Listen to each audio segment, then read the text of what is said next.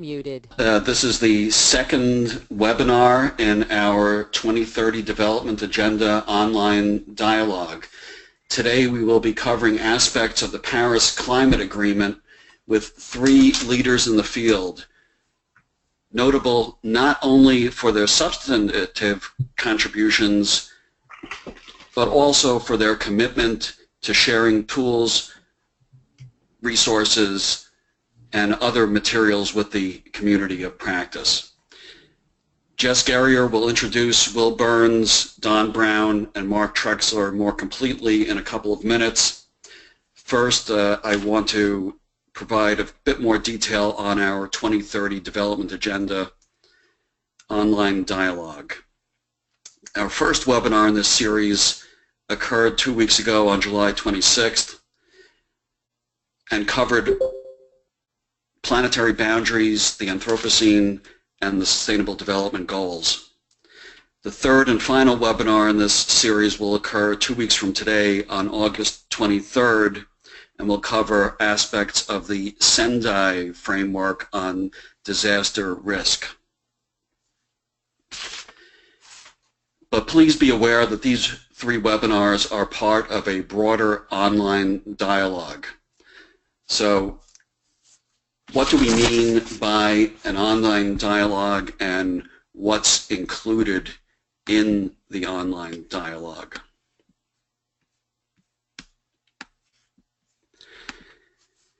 The Sustainability Curriculum Consortium is pioneering a multi-part process that can be applied to any relevant theme or topic of interest to sustainability educators.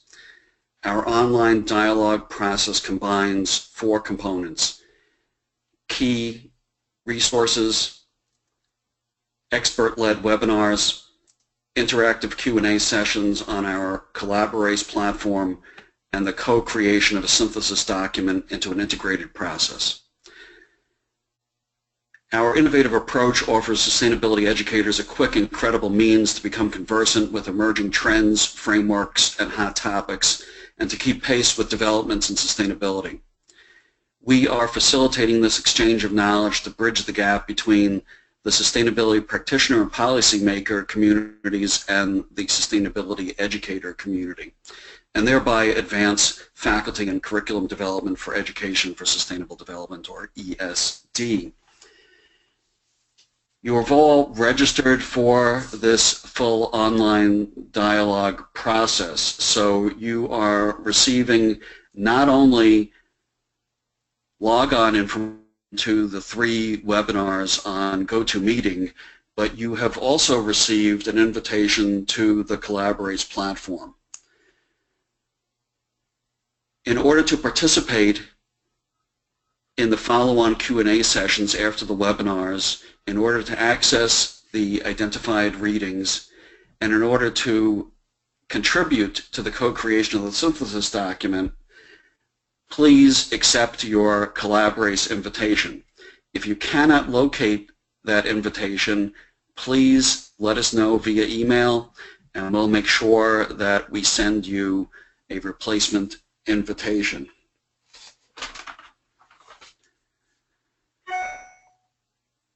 Without further explanation, and I hope that was clear, that we hope to encourage you to participate in the other components of this 2030 Development Agenda online dialogue, I'm going to turn it back over to Jess Guerrier to introduce our three expert presenters.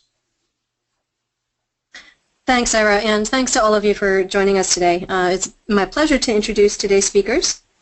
First, I'll introduce Dr. Wil Burns, who is the co-director of the Washington Climate Geoengineering Consortium, a scholarly initiative of American University, and a scholar in residence in the School of International Service at American. Wil previously served as the Associate Director of the Master of Science, Energy Policy and Climate Program at Johns Hopkins University in Washington, D.C. He also serves as the chair of the International Environmental Law Committee of the American branch of the International Law Association and president of the Association for Environmental Studies and Sciences. He's the former co-chair of the International Environmental Law Interest Group of the American Society of Law and chair of the International Wildlife Law Interest Group of the Society. He's published over 75 articles in law, science, and policy journals and has co-edited 4 books. He holds a PhD in International Environmental Law from the University of Wales Cardiff School of Law.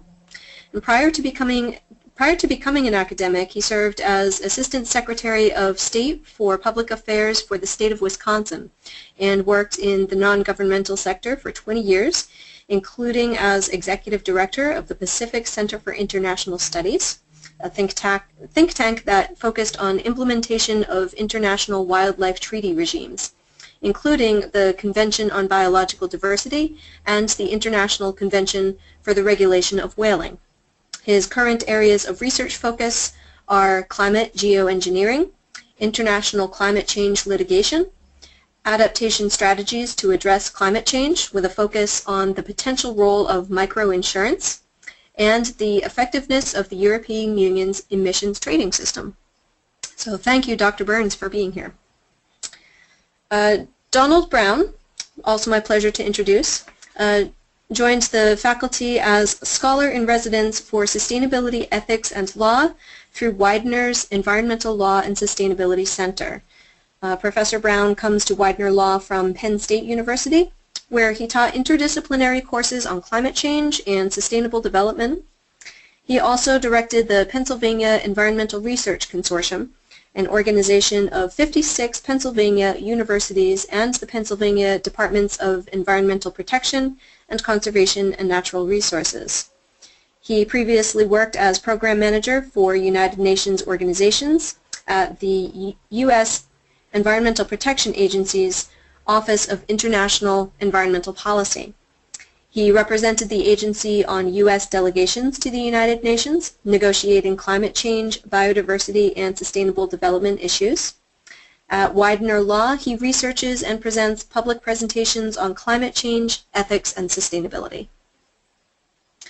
And Dr. Mark Trexler.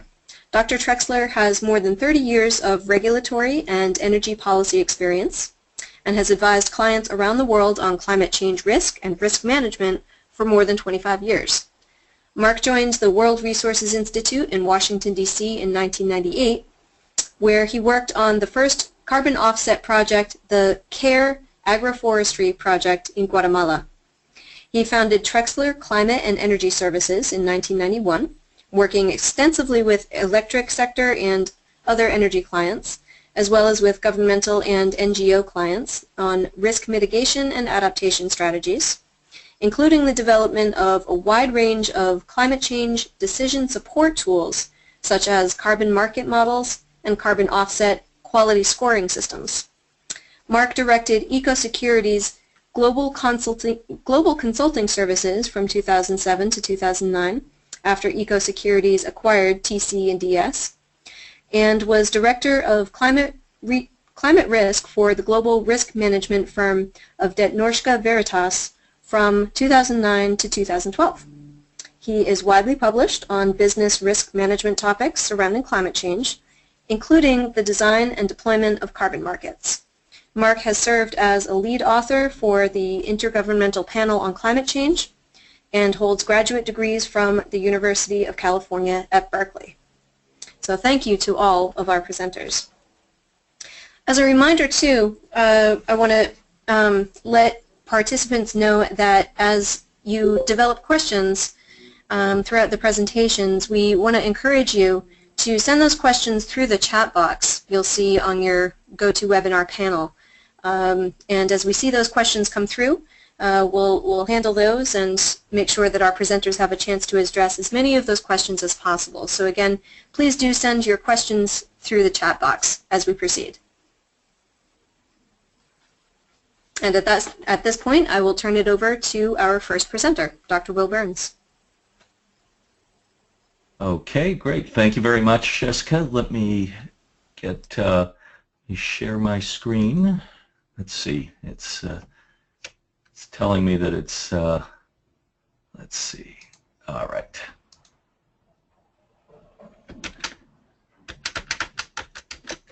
Okay. Is the presentation up there at this point?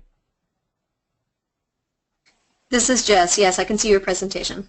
Okay, thank you very much. So thank you everyone for attending this webinar. As you all know, when we talk about the Paris Agreement and we look at the text of it, throughout it there is an emphasis on the fact that addressing climate change is a critical component of pursuing the agenda of sustainable development. And the document is quite explicit in many ways where we see a nexus between sustainable development and potential impacts of climate change, as well as the sustainability implications of responses to climate change in terms of mitigation and adaptation. And so I think it's particularly apposite that we address this issue. And so what I'm going to do is I'm just going to provide a brief overview of the Paris Agreement and try to assess where I think we are and what some of the challenges are and what are some of the innovative provisions of the Paris Agreement. The other thing that I want to emphasize is that as a law person, from a pedagogical perspective, one of the reasons that I work through the text itself is I think it's really important in the classroom to get students to grapple with legal texts. A lot of times their interpretations, I think, of these instruments are filtered through their instructors, and a lot of times they seem extremely intimidated about actually reading the language themselves. And I think it's extremely valuable to get students to grapple with that text. And one of the things that I do when I teach law to undergraduates is I split them up into small groups and give them questions about the text that they need to answer, and then they come back together and we discuss the text itself. And I find by the end of the semester that students are much more confident in interpreting the law and grappling with primary instruments, which I think is valuable both for undergraduates and graduate students. So I want to look at some of the specific language of the Paris Agreement and what we think it means.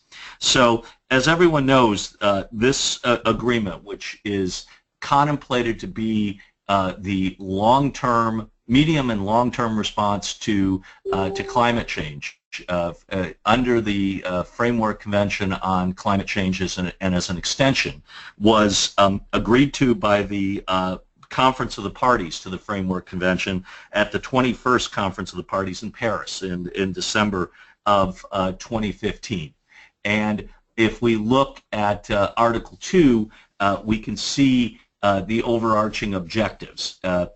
In the past, the parties at meetings such as Cancun and Copenhagen had talked about the fact that most scientists agreed and policymakers to some vague degree agreed that we should have a goal of not exceeding 2 degrees Celsius above pre-industrial levels in terms of temperature increases.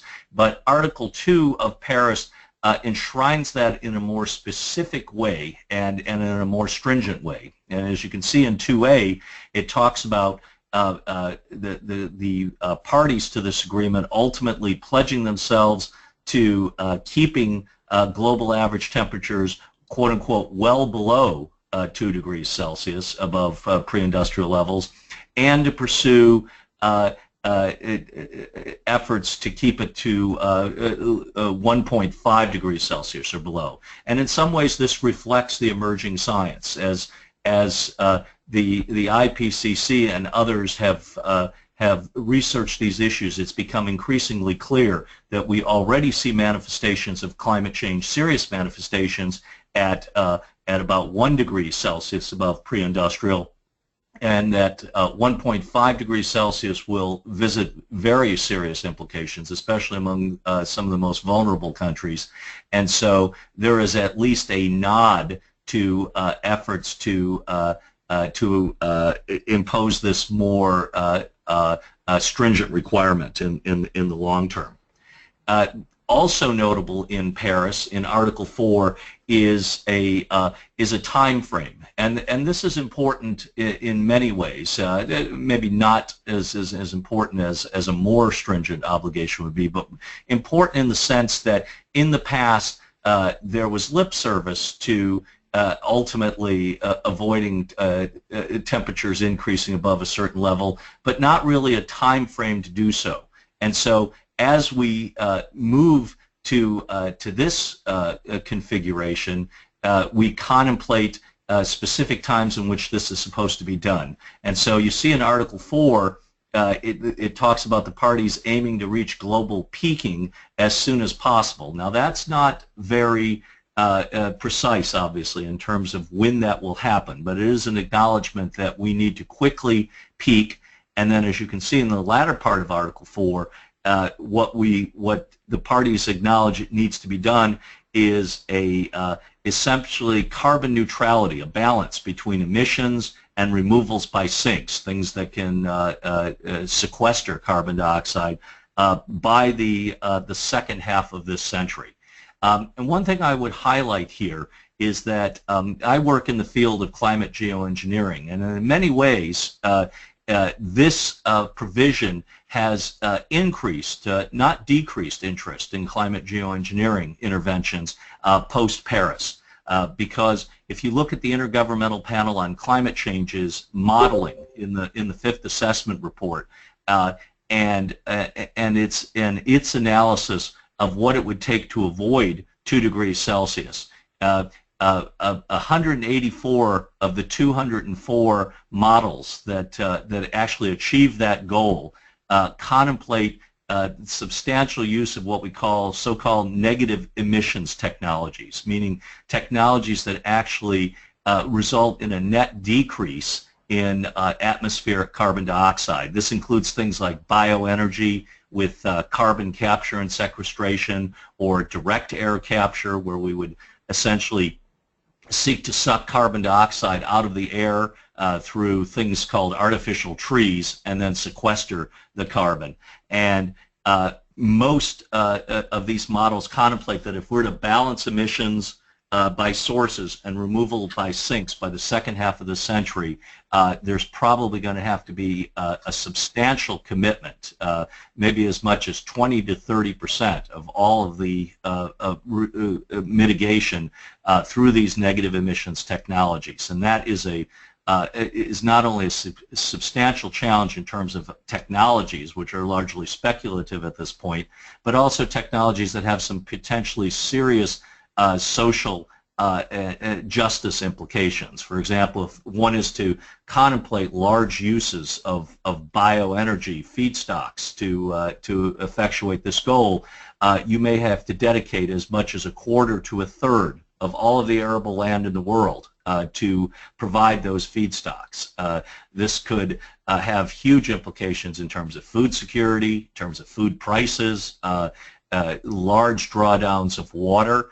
It presents a tremendous trade-off in terms of the dire implications of not achieving these goals and exceeding the 2 degrees Celsius threshold, but at the same time doing it in a way that is equitable and not and does not have significant impacts in itself, and obviously has implications from a standpoint of pursuing sustainable development goals. But this is the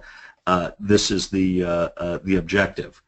Now, to reach this objective, as most of you probably know, the Paris Agreement it largely adopts the trend in recent years in terms of the Framework Convention's approaches, which is a so-called bottom-up approach. In other words, instead of establishing binding commitments from the top in aggregate and then allocating it between parties, the Paris Agreement contemplates that the parties will look at the overarching objective of not exceeding 2 degrees Celsius and formulate their own pledges that will help effectuate that goal. Now, as we'll see, at this point, there's largely a disconnection between what they're willing to pledge and what needs to be done. But this is the approach, and this is largely political pragmatism, right? It's an acknowledgement that the only way we're probably going to get these commitments to mean anything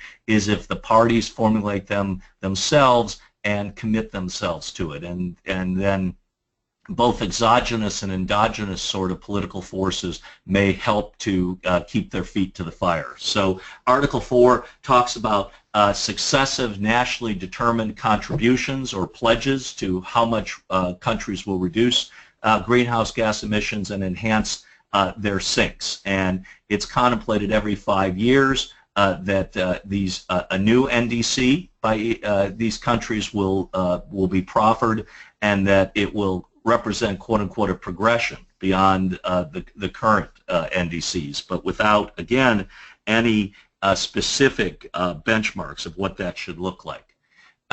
Also innovative in Article 4 is a bit of a shift in terms of application of the principle of common but differentiated responsibility. As one knows, in the Framework Convention and the Kyoto Protocol, developed countries really had substantive commitments, and developing countries largely aspirational. Paris Agreement in Article 4.4 modifies that to a substantial degree. It requires developed countries to take on binding quote-unquote economy-wide absolute emission reduction targets. But in terms of developing countries, it talks about enhancing mitigation efforts, and it encourages them to ultimately move toward these economy-wide emission reduction targets in light of different national circumstances. And so in the longer term, it's contemplated that rapidly growing developing countries such as China, Brazil, South Africa, India would ultimately take on these binding commitments, with least developed countries having less of a requirement, as you can see in Article 4.6. So these nationally developing commitments grew out of the INDCs, which had been formulated in Durban in 2013 and had been agreed to by a large number of countries. Ultimately, to date, 185 countries under the Framework Convention have submitted INDCs prior to Paris, and that encompassed 94% of global emissions. And so there was a foundation for these pledges in the form of these INDCs that are now carried over in terms of what are now characterized as the NDCs under the Paris Agreement. And these are some of the examples of what countries have agreed to do. And as you can see, it encompasses, again, reflecting a shift in this principle of common but differentiated responsibilities to asking all countries, both large and small, both poor and rich, to make commitments reflecting national circumstances, but that are as stringent as possible in terms of meeting this overarching objectives in terms of temperatures. Now, one thing that's sobering, of course, in terms of Paris, and I believe that that Don and maybe even Mark will talk a bit more about this in their presentations, but I want to emphasize here, is that there's a large gap between what countries are now pledging themselves to do and what ultimately needs to be done. And that's one of the real challenges, and a challenge that needs to be addressed very quickly if we're not going to pass critical thresholds within a couple of decades. If you look at the pledges that have been made by the parties to date, they reflect a slowing of the rate of growth of emissions by about 10 to 57% between the periods of 2010 to 2030. That's the good news. There's a substantial ratcheting down in terms of the rate of increase of emissions. But of course, the sobering fact is that aggregate emissions under the best case scenarios in terms of these commitments continue to grow over the course of the next decade and beyond. The think tank Climate Analytics recently indicated that if all of the INDCs, now the NDCs, are faithfully implemented, and that's a big if, global emissions could stand at 55 gigatons of carbon dioxide equivalent annually by 2025 and about 57 gigatons by 2030. To put that in perspective, that represents an increase from the current levels of 48 gigatons that we saw in 2010, and quite a substantial increase. Put another way, it would constitute a 45% increase in aggregate emissions from 1990, when we entered into the negotiations for the Framework Convention on Climate Change. And as a consequence, it's well above the carbon budget that we need to put ourselves on track to not exceed 2 degrees Celsius. Indeed, if you look at a couple of the analyses, Climate Action Tracker indicated that the commitments that we have in place right now put us on track for 2.7 degrees Celsius increases in temperature, about 4.9 degrees Fahrenheit above pre-industrial levels. And Climate Action Tracker is in many ways more bullish and more optimistic than some are. If you look at Climate Interactive's analysis, for example, it indicates that we're on track for temperature increases of about 3.5 degrees Celsius or 6.3 degrees Fahrenheit over the course of this century. And one of the things that also needs to be emphasized is that even these temperature increases are based on a lot of the conditional pledges that countries are making, meaning that the countries are saying we're going to pledge ourselves absolutely to do certain things, but we may do other things based on assumptions in the future or levels of financial contributions that are made to us, etc. If one strips out those conditional commitments, things could look a lot worse. And so when we talk about the carbon budget, to also put this in perspective, the Intergovernmental Panel on Climate Change, in its recent assessment of what the INDCs will do, has concluded that we may expend 75% of the 1,000 gigaton carbon budget that we have left to not exceed 2 degrees Celsius by the year 2030. And that we could have expended the entire carbon budget by the year 2040. Okay, and the other challenge that we have in this context is that if we continue with these budgets, with these levels of emissions, the amount of carbon budget that the rest of the world has, when you strip out China, the EU, and the United States, is virtually nothing. And so, from a standpoint of energy growth and sustainable development, for example, this becomes an extreme challenge. And so, that's one of the major issues associated with Paris. And we'll look at in a couple of minutes how Paris might try to confront this reality in a way that could make things look better. There's a number of other provisions of Paris that are important in terms of potentially reaching these goals of 2 degrees Celsius or 1.5. One is Article 5, talking about conserving and enhancing sinks and reservoirs of greenhouse gases, including forests. From a standpoint of sustainable development, one of the interesting issues, of course, to discuss with students is the role of REDD, reducing emissions from deforestation and degradation.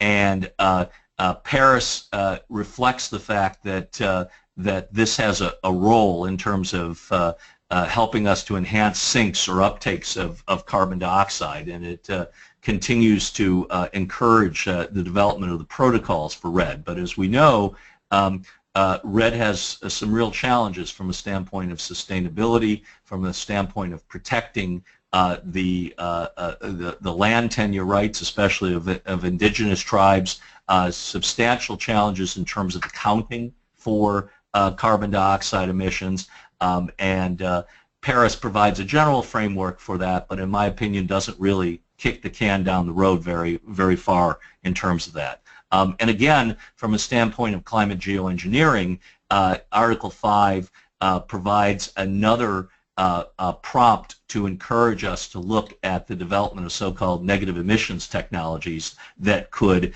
enhance sinks of greenhouse gases, though it does not explicitly acknowledge that and only talks about forests.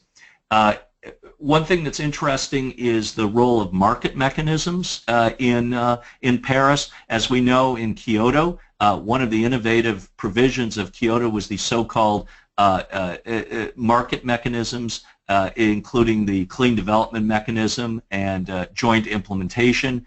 And Paris, in many ways, it provides a very soft sop to these market mechanisms. There's a lot less emphasis on the use of these market mechanisms than there was in Kyoto. In Kyoto, in many ways, many developed countries, including the United States before it ultimately dropped out of Kyoto, saw these market mechanisms as an extremely important part of reaching the Kyoto goals. If you look at Article 6 of Paris, a lot less so.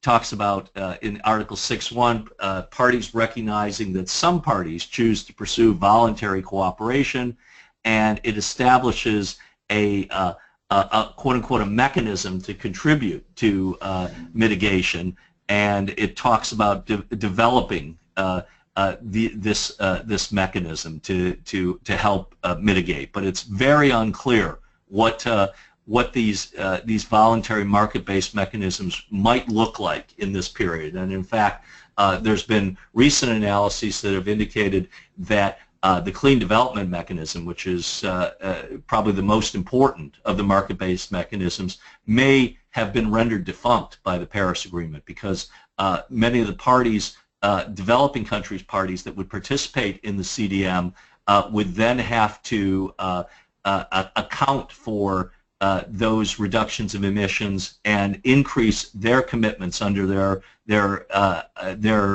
NDCs to account for those CDM projects. And so it's unclear whether market-based mechanisms have a substantial role to play in the future in Paris. Paris also has provisions to talk about how to address adaptation. Adaptation obviously remains critical. If we acknowledge the fact that we're most likely, and I believe we are most likely, to pass the 2 degrees Celsius threshold in the future, adaptation obviously is extremely important. And the reality is that even if we were to stop all of our worldwide emissions of greenhouse gases at this point, given the inertia of the system, most analyses indicate that we would see temperature increases of at least 1.5 degrees Celsius by 2100 or 2150, which means that adapting to the implications of climate change are inevitable, no matter what we do in terms of climate policy. And so the Paris Agreement talks about adaptation, but in my opinion, not in a way that's terribly helpful. It talks about establishing global goals on adaptation. It uses some of the buzzwords that we know in the adaptation literature: adaptive capacity, strengthening resilience, but extremely vague in this context. And even Article 8, which is supposed to put some meat on the bones in terms of what should be done, is extremely vague, right? Talks about sharing information, strengthening institutional arrangements. It's a laundry list of things that adaptation experts will tell you needs to be done, but with very little specificity in terms of timelines. Most importantly, no specificity in terms of funding. And that's a critical issue. And perhaps most importantly, no specificity in terms of the sources of funding for adaptation projects. And that's I think a woeful shortfall in terms of Paris. As we know, from a standpoint of financing, Paris talks about financing, but again, financing both mitigation and adaptation, but in a very vague fashion, and it continues to affirm this commitment of moving to $100 billion annually of funding for adaptation and mitigation initiatives by developing countries, but does not, in my opinion, enhance that commitment in any ways by talking about dedicated funding sources that are assured from year to year, and most importantly, exogenous funding sources, ones that don't depend on national financial policy making to ensure that long-term sort of continuity. There was lots of debate about that, but ultimately Paris did not do it. Paris also enshrined a provision in Article 8 on what we call loss and damage. Loss and damage is defined as residual impacts of climate change that will occur despite our best efforts at mitigation and adaptation. It acknowledges the fact that no matter how much we reduce emissions at this point, given the inertia of the system, there will be certain inevitable temperature increases and damages, and that adaptation is also limited, both in terms of what makes sense from a cost-benefit standpoint and what can actually be done at this point. And so over and above what one can do is what we call loss and damage. And Article 8 talks about averting, minimizing, and addressing loss and damage. And it enshrines a mechanism for loss and damage that had been adopted at the Warsaw meeting within the Paris Agreement. And then it talks about some of the specific things to do to address loss and damage, including developing early warning systems, emergency preparedness, addressing slow onset impacts of climate change, etc. Now, in this provision, I think it's laudable that the parties do acknowledge the loss and damage, but what is notably absent, of course, is any liability for loss and damage that may occur. And this is really important when you think about what we're likely to see in terms of the impacts of climate change over the course of the next couple of centuries. One recent study indicated that about 2/3 of the potential damages that we're likely to see from climate change over the next couple of centuries will be loss and damage, meaning inevitable losses. 2/3 of all of the climate change damages. And this may translate into about $275 trillion in impacts over this time. What the parties did, though, is instead of acknowledging that there might have to be liability for those impacts by the countries that have visited this upon the world, is quite the opposite. One of the compromises that was arrived at in the Paris Agreement was that in exchange for acknowledging the need to address loss and damage, developing countries would agree that there would be no provision for liability. And so that was stripped out in the Paris Agreement. And from a standpoint of sustainable development, from a standpoint of equity, that's a bit sad, but it probably acknowledges the political realities. Okay, so coming toward the end, as I said, Article 9 talks about providing financial resources, talks about scaled up financial resources, and it talks about communicating what those resources will be, but again, very vague, in my opinion, on what are most important, which is providing dedicated mechanisms that ensure these financial resources on a regular basis, that ensure continuous sources of financing that are critical for investment in long-term infrastructure and planning, and Paris just doesn't do that. Article 14, potentially very important in Paris. It's the so-called stocktaking provision. It provides that starting in 2023 and every 5 years thereafter, the parties are to take stock at where they are. They're supposed to look at the science. They're supposed to look at what the temperature trends are. They're supposed to look at the success of the efforts that have been made to date and make adjustments, potentially ratcheting up their commitments to acknowledge this. I think that's laudable. We'll see what happens in reality when the parties do take stock, but it at least acknowledges the fact that one needs to be monitoring results.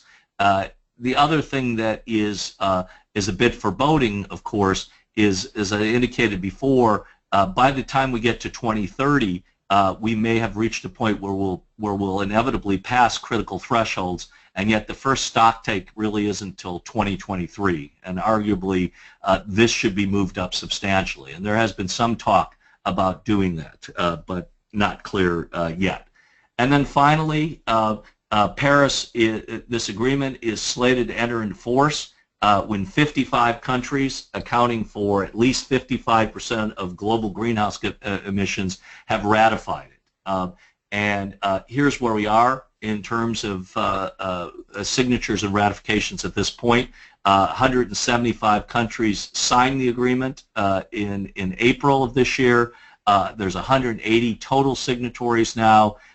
22 countries have ratified, but they only account for 1.08% of greenhouse gas emissions.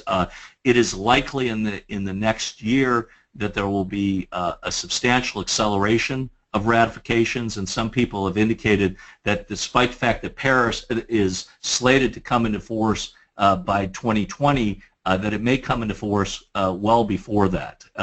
And that could be laudatory. It might mean that countries start taking stock earlier and start acknowledging the fact that there's this huge gap between what needs to be done and what Paris currently provides. But it's far from clear. And so just in summary, I think Paris is a substantial move forward from where we were before in terms of acknowledging where the critical thresholds are, in providing mechanisms for creating commitments on the part of both developed countries and developing countries, who will by 2030 account for about 70% of all greenhouse gas emissions, and providing for a method to take stock of where we are and to increase commitments in the future. But as is always true with climate policies, the devil is in the details in terms of providing substantial funding and to meeting these commitments to accelerate our reductions of emissions. And we'll see what happens. Thank you very much.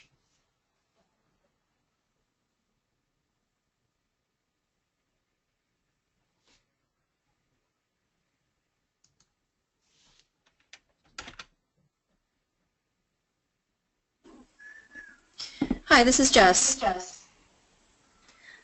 Thank you for that introduction. I'm getting a little bit of an echo on my end, so hopefully folks can hear me okay.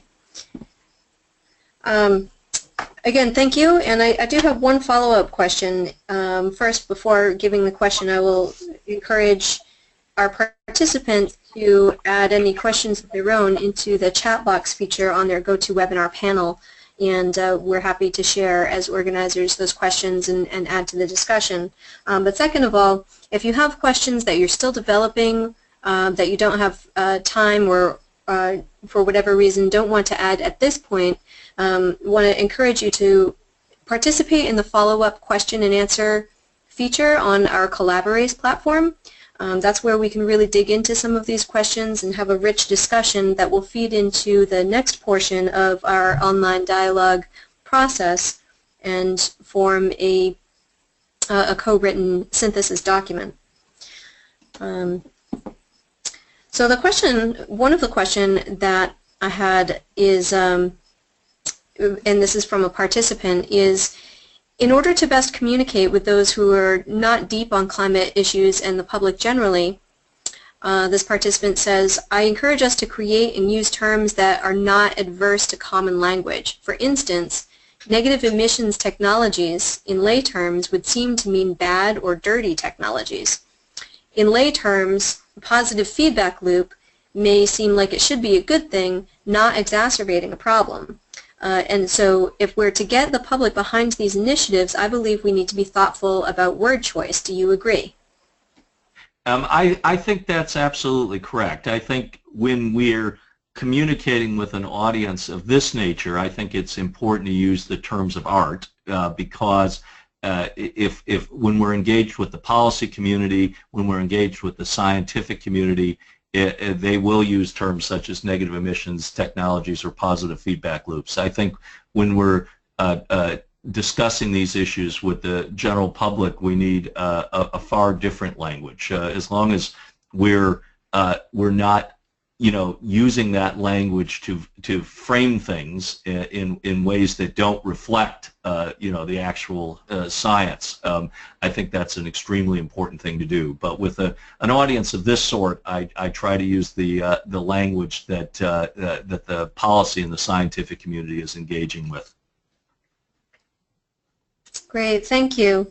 I'm sorry that we only have time for that one question for the time being. I know that I've come up with another several questions of my own that I will be adding to the Collaborate platform, and so want to encourage again our participants to add their questions to the chat box and again proceed with the follow-up Q&A that SCC will be offering immediately following this webinar. So.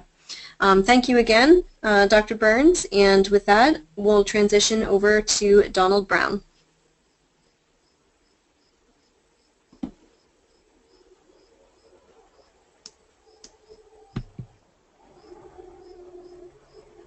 Tom, do we have Don on the line? I'm on the line. I'm trying to open up my screen. I'm not so sure. Okay. Has it been turned over to me? The screen? Hi, Don. I've sent over the presenter role. Do you see a pop-up or the GoToMeeting control panel? I do not. Okay. I'm opening it up again. Let's see. Okay, I'm joining the meeting again.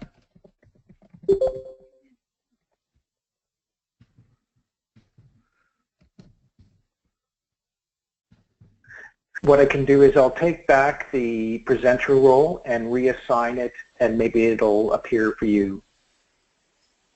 Okay.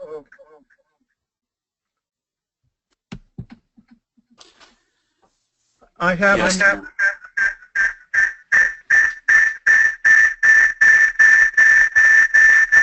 That's not good.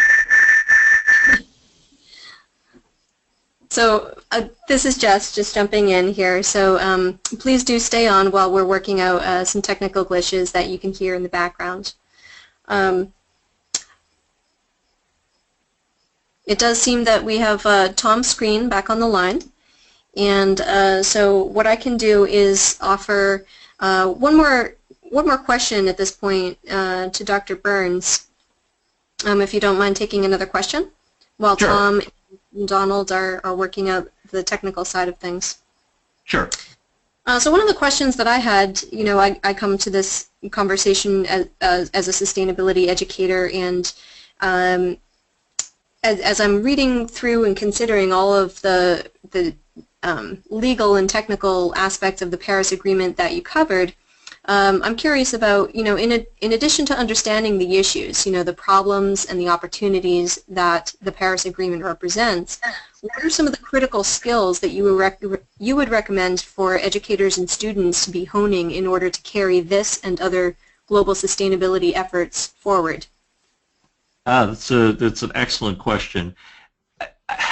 I think there's a number of skills that are really important. One is from the standpoint of social science students, I think it's really important for them to grapple with the science and understand it.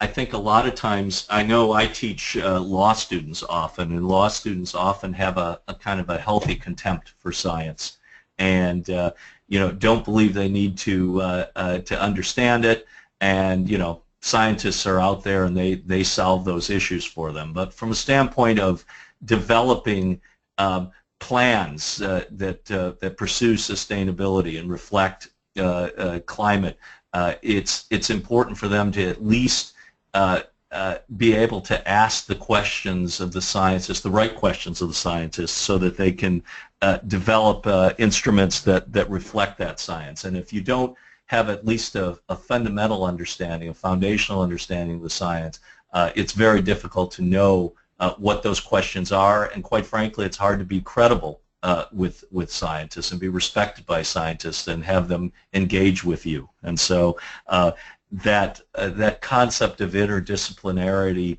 that you know is hackneyed at this point in academia is actually critical in this context. And so I encourage the social science students to do that. And I also encourage students on the science side of sustainability or climate to try to have at least a working knowledge of the law and policy, and to understand how to make their science understandable and policy relevant. The last question that you had from one of the participants in some ways reflects that, right? A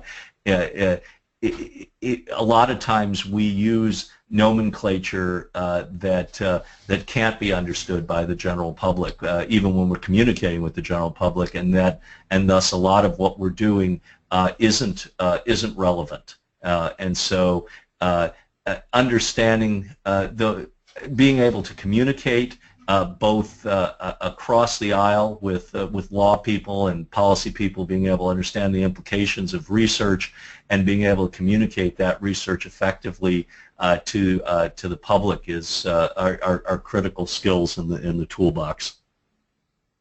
Excellent, excellent. Thank you. It does appear that we have Professor Brown's presentation here up on the screen, and so Tom, if everything looks good, let's hand it over to Donald Brown. Thank you, Jess and Don. Fantastic, we can hear you. Please go ahead. Okay, great. Well,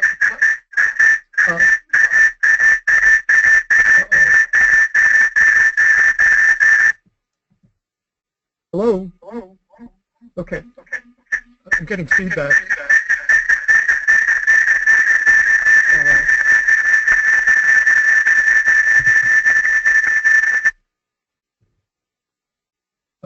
Can you hear me?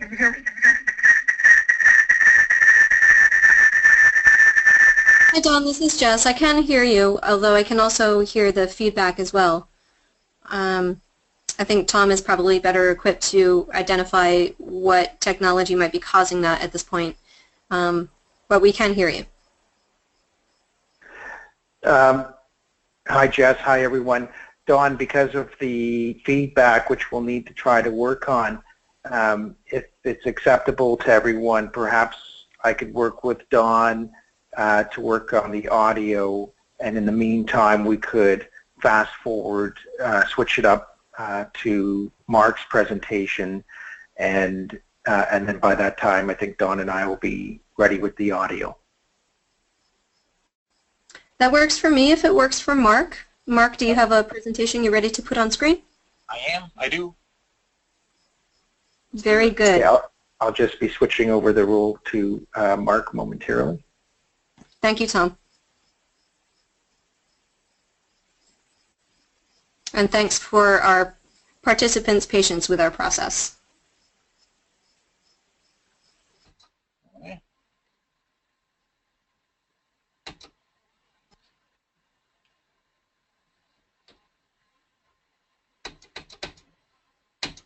And why? Oh, here we go. Just one missing step as usual, sorry. Okay, do we have stuff up on the screen? We do. Thank you, Mark. Okay. So let me go ahead and jump in a little bit out of turn, as it turns out. I'm going to come in from a different perspective than we heard with Wil.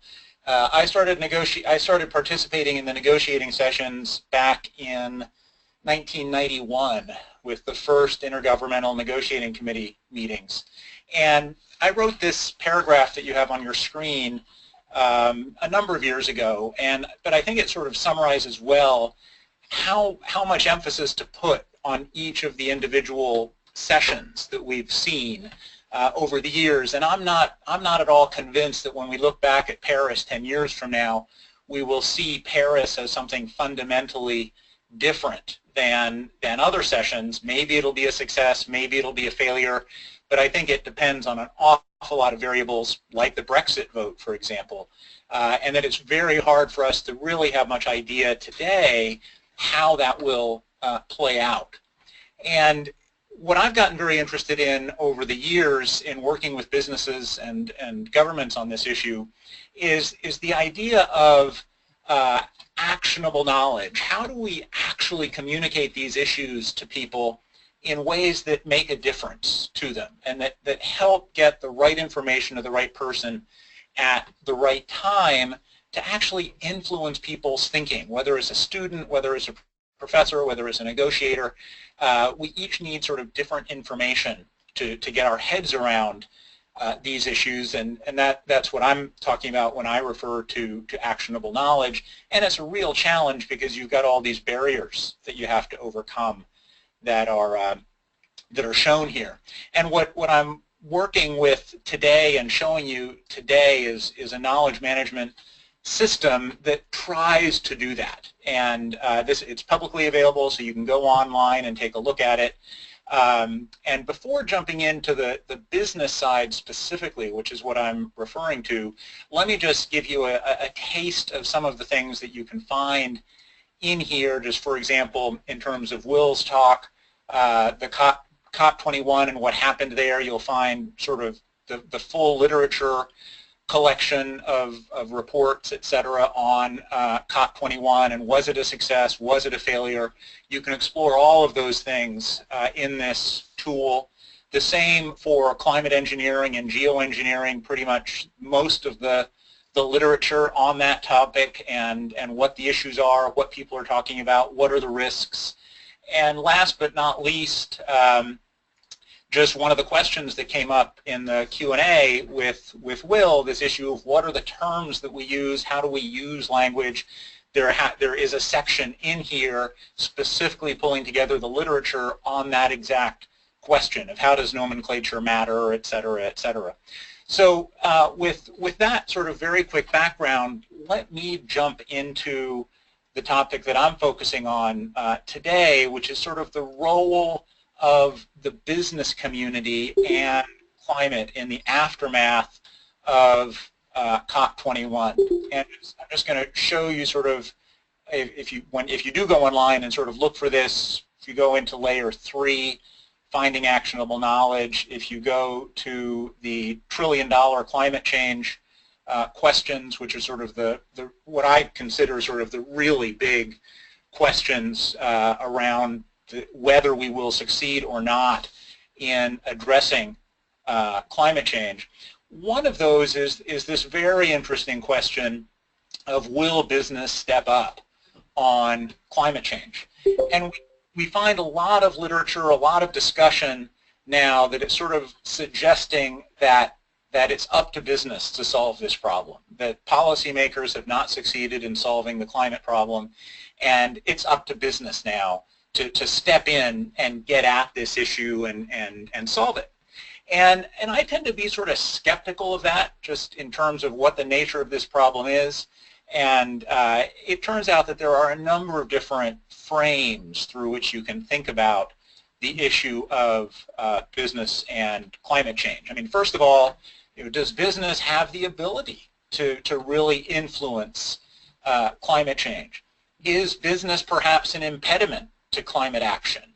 How is business thinking about the problem of climate change to begin with, and what risks does business see to itself in terms of the climate change problem? And given the fact that business decision-making and societal decision-making are really two quite different things normally, is there some reason we would expect business to now come in and sort of become a societal decision-making proxy? Now, you can argue each of these points very strongly. There's lots of information out there on the basis of which to argue any of these different points of view at different issues.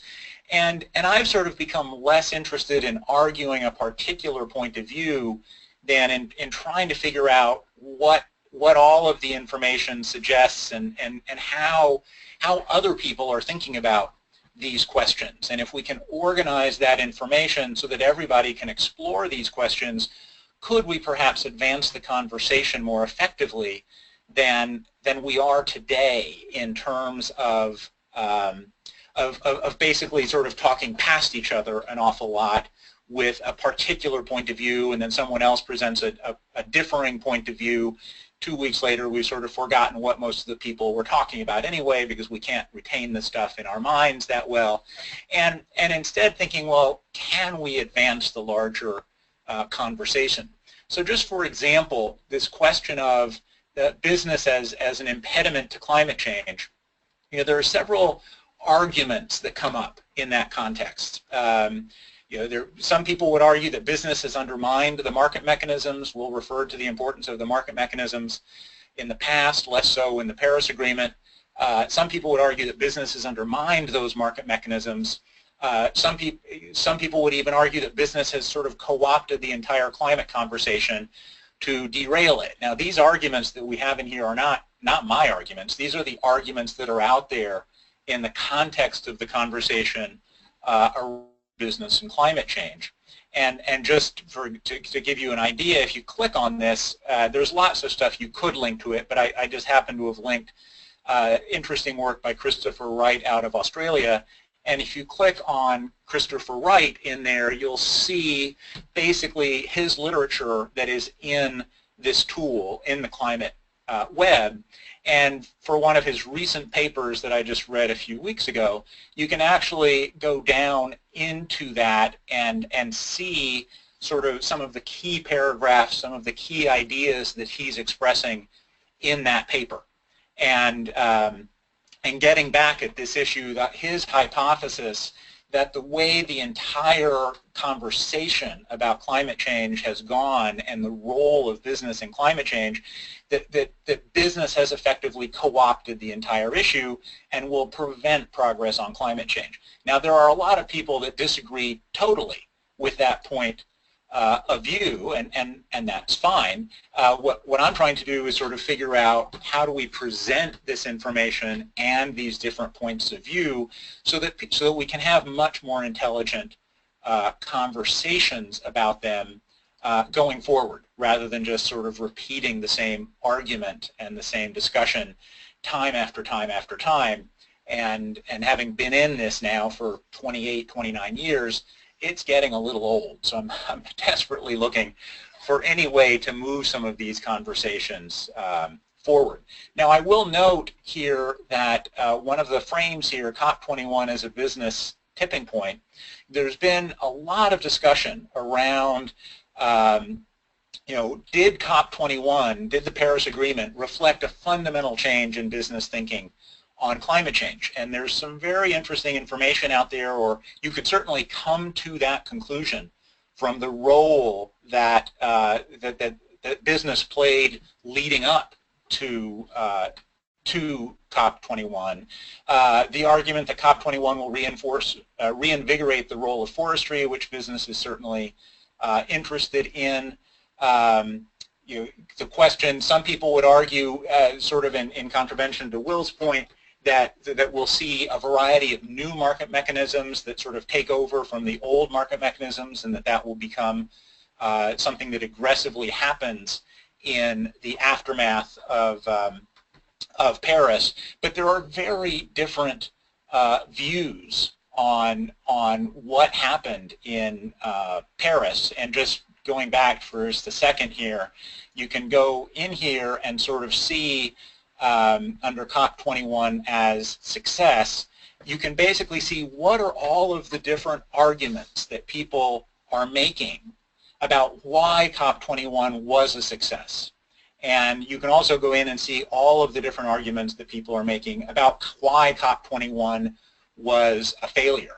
And what's unique here is that you can actually click on this thought and immediately be linked to where that thought, that idea, that argument came from.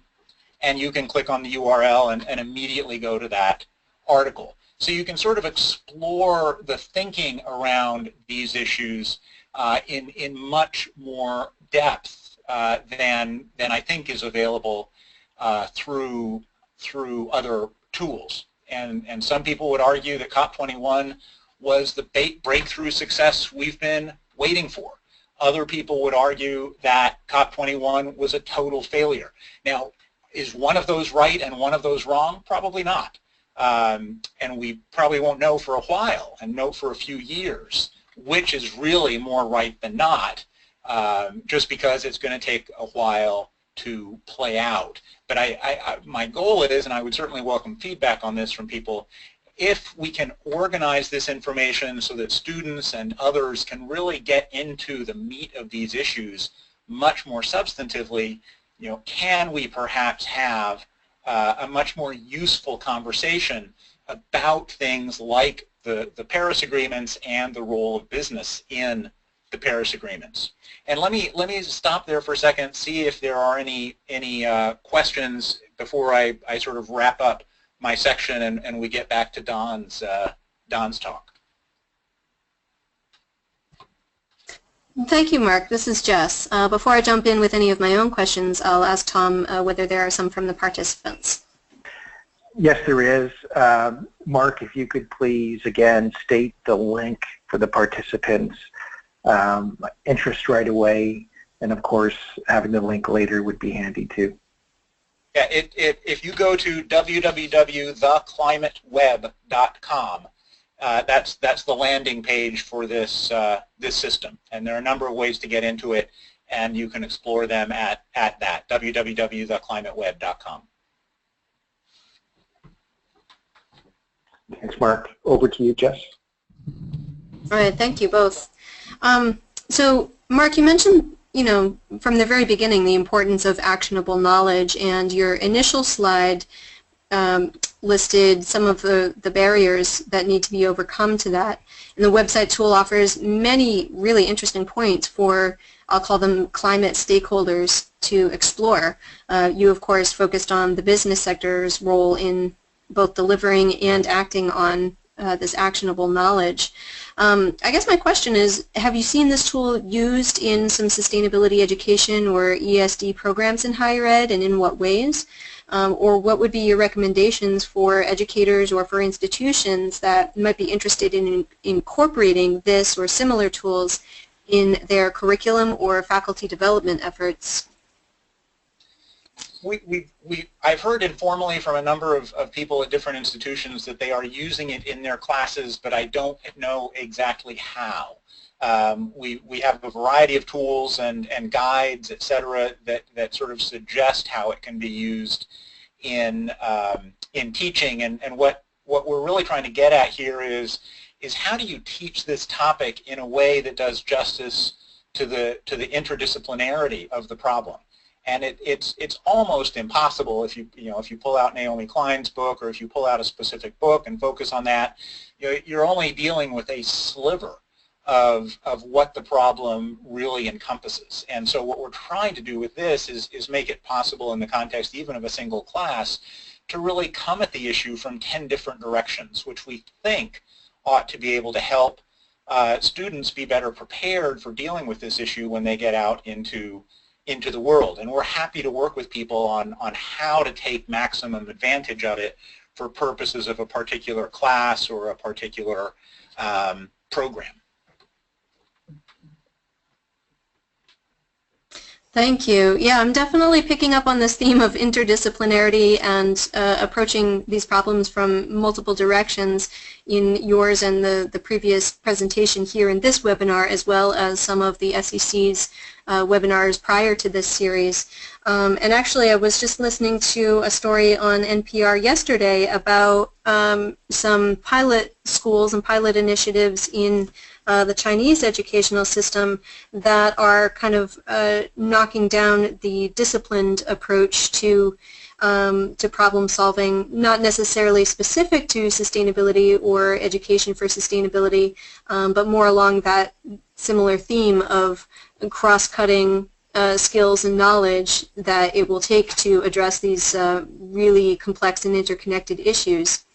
I guess my question would be, as far as a pedagogical tool, if you were to see this tool or similar tools implemented in either a curriculum development effort or faculty professional development effort, you know, if you could sort of rub your magic lamp and see it used by higher ed in the ways that you can envision, what would people be doing with it? And we do have a couple of specific blogs on exactly that topic, which I'm happy to point people to and share with people. You know, I think the real issue here is that in the academic world in particular, we've talked for decades about the need to break down silos and et cetera, and yet we never actually do. And in this case with climate change, if we don't do that, we're pretty much stuck because there are so many different disciplines involved. We're each working on sort of our own piece of a million-piece jigsaw puzzle. And unless we can get some sort of picture of what the total puzzle looks like, we're just not going to get to where we're not going to get to the 2 degree, we're not going to get to the 1.5 degree, we're not even going to get to the 3 degrees goal. And so we really have to find ways to break down silos, and there are a variety of ways you can do that. One of them, just to very briefly mention it, is that we can build customized spotlights and embed on a web page a spotlight that only looks at very specific information in the climate web. So for a particular class, we can organize, here are 20 or 30 things that your class is going to deal with, and students wouldn't have to see the 50,000 things in the climate web. They would immediately be focused on the 15 things that you're planning to deal with in a particular class. And so there are a number of ways to use knowledge management to help deal with a specific classroom setting.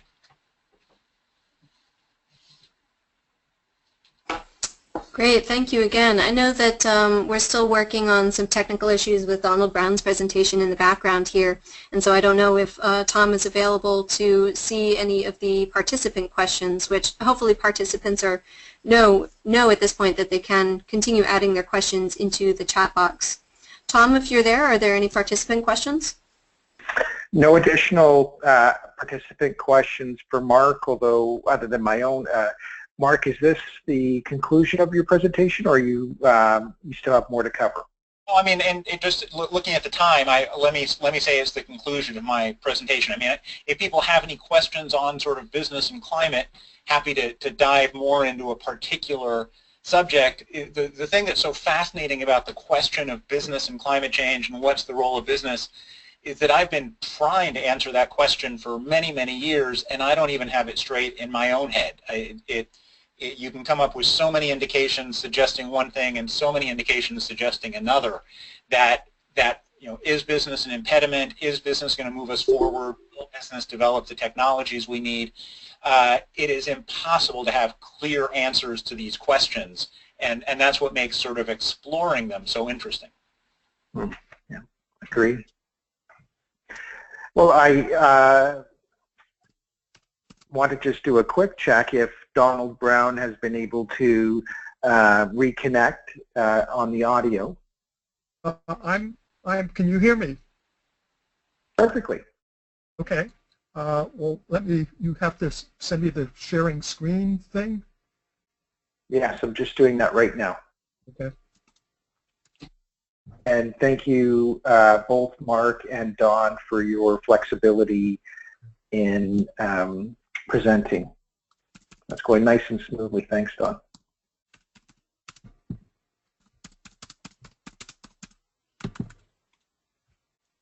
Can you see my screen now? Yes, we can, Don. Thank you. Okay. Well, sorry for the confusion. Let me start off by saying I thought Wil did an excellent job in sort of laying out the architecture of the Paris Agreement. It frees me from getting to some of the same territory. What I intend to do is to talk about some aspects of Paris which I don't believe very few people, including environmental NGOs around the world, understand, and that there are profound significance for policy. And most of these, I will argue, have a uniquely moral and ethical angle to them, which is missing in the U.S. press coverage of it, in the conversation about climate change. So I'll move ahead pretty quickly because I said Wil did a good job. with what happened in Paris. He talked about the 2 degrees centigrade and the 1.5 degrees centigrade. He talked about the stock take every 5 years. But let me dwell on this slide here. One of the practical significances for policy, which I believe the mainstream media is not talking about, but which has profound significance for policy, because it will require nations and state governments to think differently about how they set greenhouse gas targets. For the last 30 years, nations have been simply trying to figure out reductions that they can make under existing law, or perhaps amend the law, and then basing their commitments on that. That is no longer acceptable, given the commitment in Paris to limit warming to 1.5 to 2 degrees centigrade. Let me start with this chart to explain that. This chart shows the yellow dotted line at the top is the extension of the commitments that were made in Paris, where they would take us to 2100. The red dotted line is the emissions reductions needed by the entire world to achieve a 2 degrees centigrade warming with a 66% probability. The blue dotted line is the 2 degrees centigrade reduction pathway for with a 66% probability. And the green dotted line further to the left is the reduction pathway required of the entire world to limit warming to 1.5 degrees centigrade. Notice the staggering steepness of the curves, something which is getting too little attention, in my view, in discussions about climate change. UNEP said that to limit warming to 1.5 degrees C, the whole world must be zero, or net zero, by 2045 to 2050. Let me repeat that. The whole world must be net zero by 2045 to 2050. The reason why I stress the words whole world is that no matter how you look at this, as an ethical question, as a legal question, as a practical question, the developed countries just have to go faster than the developing countries if there's any hope. And so one of the civilization challenging issues that if you attend the negotiations you're aware of, but you're not likely aware of if you just listen to the US press and the press in other developed countries, that if there's any hope, countries must take seriously their legal and moral obligation to take equity and fairness into account in setting their greenhouse gas target. I will develop that thought as I go through this. Okay, the other thing that we'll mention, but I want to focus in on, is there's no enforcement mechanism in the Paris Agreement. The entire agreement really rests upon shaming countries that fail to make commitments that are both ambitious enough and fair enough to live within, to give the world hope that we're going to achieve either a 1.5 or 2 degrees centigrade warming limit. The enforcement mechanism is essentially a shaming mechanism. That requires NGOs and other governments to understand how a nation must now develop and calculate a greenhouse gas target, what the steps are, how do they when do they take the 1.5 to 2 degrees centigrade into account? How does that translate into a national target?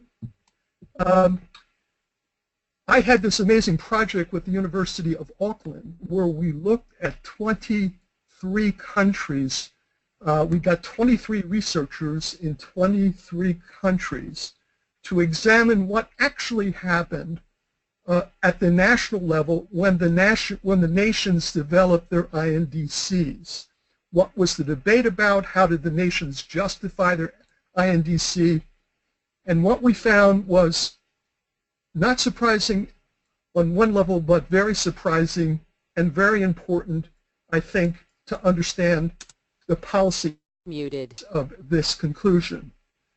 Nations were actually basing their INDC not on their legal and moral obligations under the treaty, which I would assert include two main provisions. One is countries agreed to adopt policies and measures to prevent dangerous anthropogenic interference with the climate system, which they now have agreed is somewhere between 1.5 and 2 degrees centigrade. But they also agreed to base it upon equity and common but differentiated responsibilities. So they agreed in the treaty and they agreed in the Paris Agreement that their commitment must be based upon equity. Now, what we found in our study of 23 countries is not only that countries were basing their target on economic self-interest, which I would argue ethically and morally is not justifiable. If it's an ethical and moral problem, people not only have economic self-interest, they have duties and responsibilities to the hundreds of millions of people around the world who they may hurt with their greenhouse gases. They also have a duty to set the target based upon a warming limit. And those two provisions have profound and clear implications for how one sets a national or state level target or a regional target. Every target is implicitly a position. It's implicitly, but not explicitly, a position on two ethical and moral questions, and they're also a position on these two criteria which nations agreed to consider when it developed national policy. As you probably all know, the atmosphere is like a bathtub with limited volume. 11,000 years ago, the atmospheric concentration was 280 parts per million. It's now about 403 parts per million. And to limit warming to 450 to 2 degrees centigrade with a 50% chance, 450 parts per million is often stated as the atmospheric concentration goal. So every target is implicitly a position on the atmospheric concentration that the nation is willing to allow the atmospheric concentration to rise to. Whether they like it or not, the target is authorizing greenhouse gases into the atmosphere, which will raise the atmospheric concentration of greenhouse gases. It's also implicitly a position on the nation's fair share of that atmospheric concentration level, whether a country likes it or not. Now, what our research has concluded is that nations aren't basing their targets on a warming limit or a carbon budget or a fair share. They're doing what countries have done for the last 25 years. They're trying to figure out what they can do under existing law and paying no attention to the very two criteria that they agreed should guide them in setting a national target.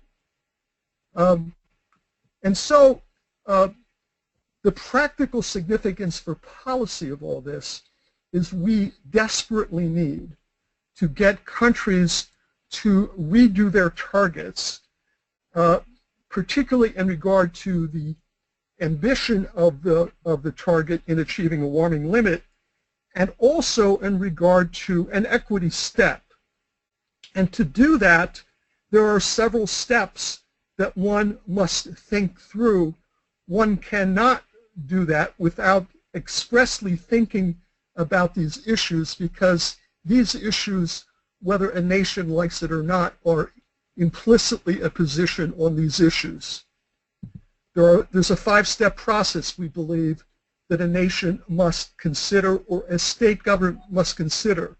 They could get away with not doing this 5 years ago, but now that we're running out of time, nations and state governments state-level governments must do it. The first issue is, what is the warming limit that the target is designed to achieve?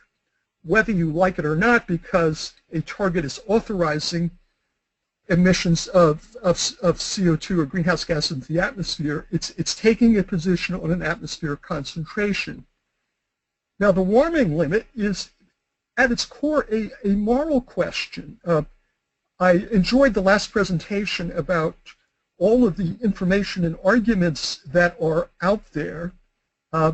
It's my observation that the obvious ethical and moral problems with these steps is not part of the current literature, unless you really look for it. It's not part of the current debate. More about that at the end. Okay, so to set a target, you have to figure out what your warming limit is. Now, many of you probably know that 2 degrees centigrade was thought to be adequate, in part because the probabilities were deemed to be relatively low 8 or 9 years ago, that we would trigger rapid nonlinear, we would cross climate thresholds. But in the last few years, the scientific community is screaming that some of the thresholds that we were worried about, that many people thought would be protected if you could limit warming to 2 degrees centigrade, are actually being experienced. And one of the things that happened in Paris, and the reason why even Saudi Arabia agreed to a 1.5 degree warming limit, is the evidence is rolling in that even at the current 1 degree centigrade warming level that we've achieved since the beginning of the Industrial Revolution, some of the things that we're worried about are starting to be experienced. Now, that's why the whole world agreed to go from 2 to 1.5 degrees centigrade. I could say a lot more about who the players were, but that's basically the story. So there is a lot at stake in selecting the warming limit that the target is designed to achieve. And some of it has profound potential harsh impacts for hundreds of millions of people around the world. So the warming limit in itself needs to be understood not simply as a problem that you can do a cost-benefit analysis where you only look at cost and benefits to the nation doing the calculation, which might have been okay a few years ago, but it has to be understood to be a moral question with moral significance. The second step is to select a carbon budget. And here there are 4 or 5 steps that one has to think through to select the carbon budget, because there are options for different temperature limits. IPCC has a series of carbon budgets with different probabilities associated with it, but whether a country or a state likes it or not, they are taking a position on a carbon budget. Will briefly touched upon this. The carbon budget, there are different carbon budgets with different probabilities. Those probabilities are not only of interest to the nation selecting which carbon budget, they are profound importance to the hundreds of millions of people that are vulnerable around the world. So where I'm going with all this is we've got to encourage nations to take these steps when they go to Paris, because the mechanism is shaming. We've got to get countries to expressly explain all of these steps and how they justify them. If the shaming mechanism is going to work, we've got to make countries be transparent on how they set their target. None of the 23 countries in setting their INDC did what I'm saying they need to do. This chart shows you that if we really want to limit the warming to 1.5 degrees centigrade, with a 66% probability, there's only 6 years left at current gigaton emissions level. Okay. The budget itself, there are aspects of the budget, I believe, that policymakers have not gotten the practical significance for policy of the carbon budget. I have colleagues around the world, we're all saying the same thing. The carbon, there's aspects of the carbon budget which have profound significance for policy. As you undoubtedly know, you can calculate 450 parts per million. You can figure out how many tons the whole world can emit before 450 parts per million is exceeded in the atmosphere. But what a lot of people don't get is it's not only the size of the carbon budget, it's the speed at which you limit your emissions to your fair share of the carbon budget. Every national target is implicitly a position on the carbon budget. Every day you wait to reduce your emissions, you're consuming the carbon budget. It's getting smaller and smaller. The third step is the equity step. The more you look at this, the more you realize how important, from a policy perspective, getting the rich countries to go faster. As I said before, the treaty already and the Paris Agreement requires countries to set their target based upon equity. Now, what our 23-country study revealed is that no countries were being clear with how they took equity into account. That suggests that in the stocktake, they're also likely to be fuzzy, to be consciously not clear about how they took equity into account. Myself and my colleagues believe one of the most important things we can do is to make sure that what's called the transparency mechanism in the stocktake force countries to explain, not in the abstract, but quantitatively, how they took equity into account. Now, one of the reasons why equity has not received serious quantitative diagnosis is because a lot of people were saying is that equity could mean anything. It's a contested term. The IPCC said in its fifth assessment, actually I was a contributing author to this section, says that equity can't mean anything. It can only mean one of four things. It can mean responsibility, it can mean equality, it can be economic capacity, or the rights of developing countries to develop. Now, we may not get countries to agree on what equity requires, but to make progress in a shaming exercise, it's not necessary to figure out what perfect justice requires if you can spot injustice. So I believe there is hope once you realize that a country must take an equity step and that it can mean one of these four things, that like in other international legal affairs such as human rights, you can still make progress by helping get rid of positions on equity that flunk any minimum ethical scrutiny. You probably know that if the United States were to apply responsibility to its target, again, starting with the position that the whole world must, to live within a 1.5 degrees centigrade, the whole world must be carbon zero between 2045 and 2050. If you apply any one of those equity steps, the United States move much faster. If, for instance, the United States applied responsibility, this chart on the dark blue patch at the bottom of the chart, which is the U.S. historical emissions, demonstrates that the U.S.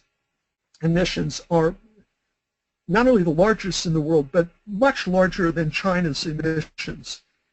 This chart on the left shows emissions in terms of gigatons per year. The red line is China.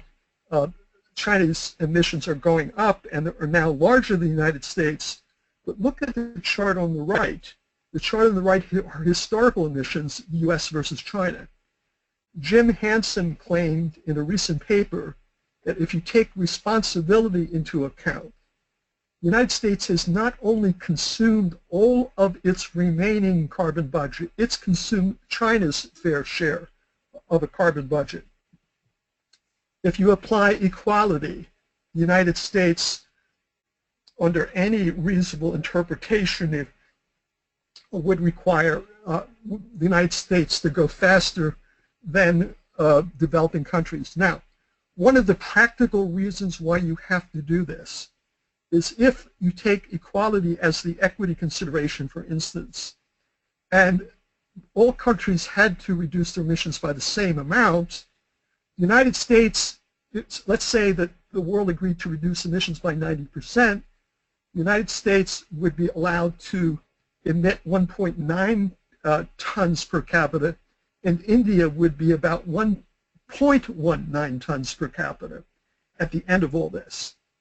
Even a monkey would get that that's not fair. Okay, the failure to raise the ethical and moral question is a serious omission, because not only is climate change filled with these ethical questions, but some of the positions that countries have taken flunk the most minimum ethical scrutiny. A fourth step in the process, and by the way, the carbon budget step has 4 or 5 steps which raise not only scientific questions but ethical questions. For instance, you got to figure out what percentage, what the percentage is that a particular carbon budget will meet the warming limits. There are actually 3 or 4 different steps. I and my colleagues believe we've got to get countries to be expressed on them so that we can subject those steps to ethical scrutiny. Another step is to shape the reduction curve. Okay, going back to the practical implications of a carbon budget, speed counts. It's not acceptable to simply say that you're going to reduce emissions by 90% by 2050, because if you wait till 2040 to reduce your greenhouse gases, you've consumed an extraordinary amount of the budget. This chart shows the step of finding the emissions reduction pathway is a step you've got to think through, because it has implications for the carbon budget that you're trying to, that you've agreed that your policy should try to achieve. You can see if the United States, so let's take a hypothetical that the United States agreed to limit its warming to achieve equal per capita shares. You then have to figure out when that happens, which affects the shape of your emissions reduction pathway. If, in this chart, you wait until 2030 for the United States to reach equal per capita shares, that has profound implications for the developing countries. By waiting longer to take equity into account, you consume remaining carbon budget for the poor countries. The chart on the right is the same thing that's going on, but it's the 1.5 degree centigrade loss. And so I would argue, and reasonable people could disagree, again, this is not getting the press it deserves, that any reasonable interpreter, if you believe the United States now has a duty to try to limit warming to 1.5 degrees centigrade, I would argue a reasonable target for the United States is not to be carbon neutral, as a lot of people are quoting the Paris Agreement, by 2050, but the United States should be carbon neutral as soon as possible, but no later than 2035. Now, reasonable people could disagree about how I came to this conclusion, but I don't have time to work through it. I just assert that we all need to encourage conversation about what the U.S. target should be. we need to encourage conversation that the goals of the Clean Power Plan are completely inadequate for 1.5 and 2 degrees centigrade. We've had all of this discussion in the United States about the Clean Power Plan and little serious reflection on whether it is adequate even for reaching a 2 degrees centigrade. Okay. I'm going to end with another topic, but it sort of relates to all of that. I believe that we need to provoke a discussion among civil society about what sociologists are calling the climate change counter movement, or they sometimes call it the climate change disinformation campaign. There is now a huge amount of peer-reviewed sociological literature about the counter movement, who funded it, what they did. This chart shows you, obviously the red line in the middle of the chart is the atmospheric concentration at Mauna Loa.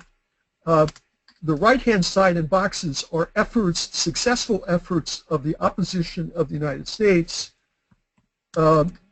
which are now being described by sociologists as the climate change disinformation campaign, how they successfully blocked the United States from taking serious action on climate change. The left-hand boxes are the scientific reports by prestigious scientific institutions, including the U.S. Academy of Sciences and IPCC, that during this entire time they became stronger and reached pretty. I actually negotiated for the U.S. in 1996. I was sitting at the microphone when the whole world agreed that climate change was human-caused. Even the Saudis agreed to it.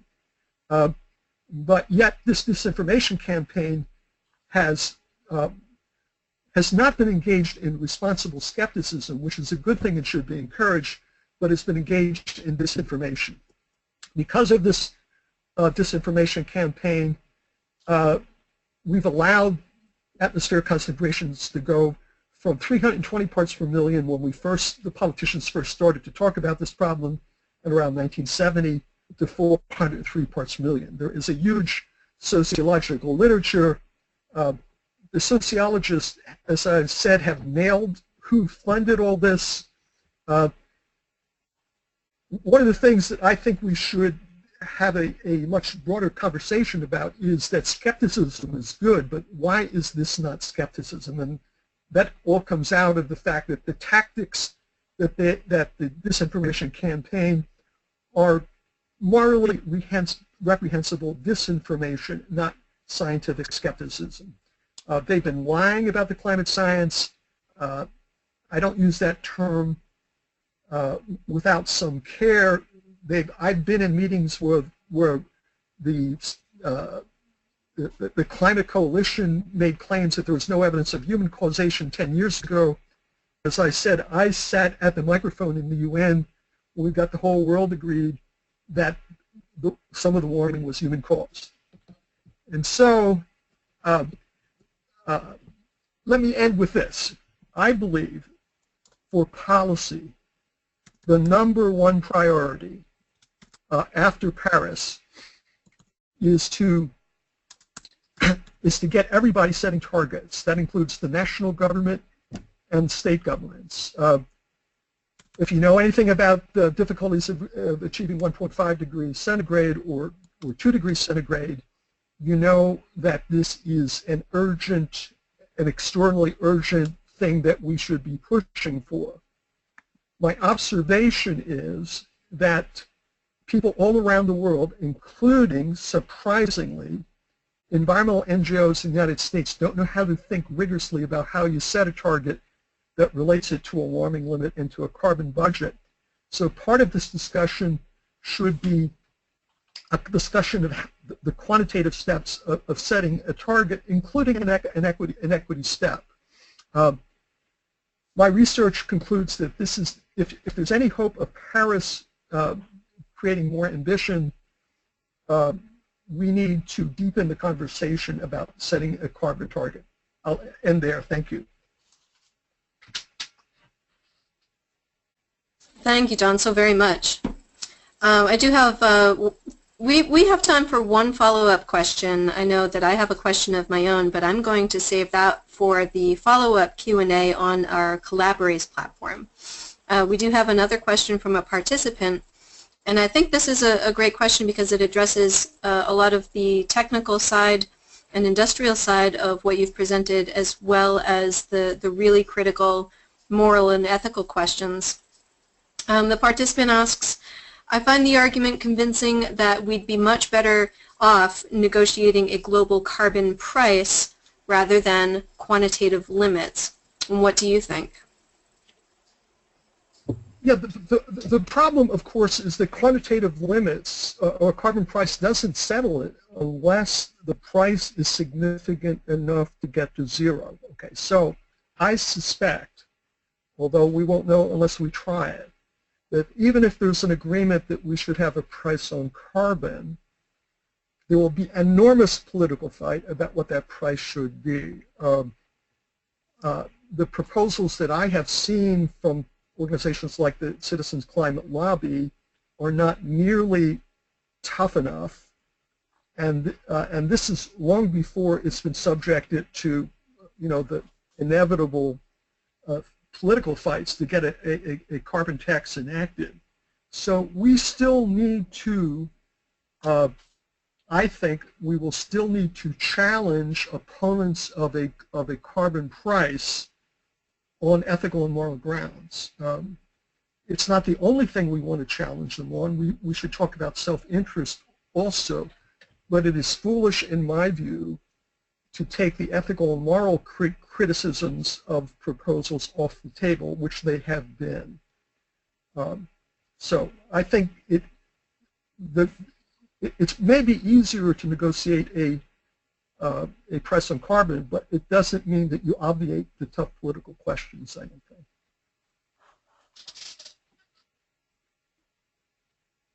Thank you, Don. I'm going to hand things over at this stage to Ira Feldman. Thanks, Jess. Thanks for doing a good job handling the questions. My thanks also to Tom Bauman for shepherding the technical side of the process today. And of course, express the thanks of the Sustainability Curriculum Consortium to our three presenters, Wil, Mark, and Don, for sharing their insights today, to the attendees, to the folks who have registered for this online dialogue. I hope you'll agree that the presentations today enriched your understanding of the complexity of the Paris Climate Agreement and enriched your ability to explore these topics with your students. I know I heard three excellent presentations, both in terms of summarizing what's in the Paris Agreement and, just as importantly, the roles and responsibilities for implementation of the Paris Agreement going forward. There's a lot more that needs to be said, and we are going to do a follow-on question and answer dialogue online on Collaborate. I mentioned earlier, if you do not locate your invitation to access Collaborate, please just send us an email note and we will resend you that invitation. Even from today's presentations, I can envision a lot more discussion on Mark's presentation of the business role and some of the topics that Wil has explored more thoroughly beyond the basics, such as geoengineering and loss and damage. We also want to more fully explore the equity issues with Don, and I believe that there was but a passing mention today of the adaptation side of climate change, which is something that I care deeply about, and hopefully we'll get into that online as well. Finally, the video transcript will be posted, and so through that you will be able to review all of the wonderful slides that were used today, and I'm quite sure that we can manage to access some of those materials for your classroom use. So with that, thank you for sticking with us through this extraordinary set of presentations, and please join us 2 weeks from today on the 23rd of August for the final webinar in this series on the Sendai framework. Thank you all. Bye-bye.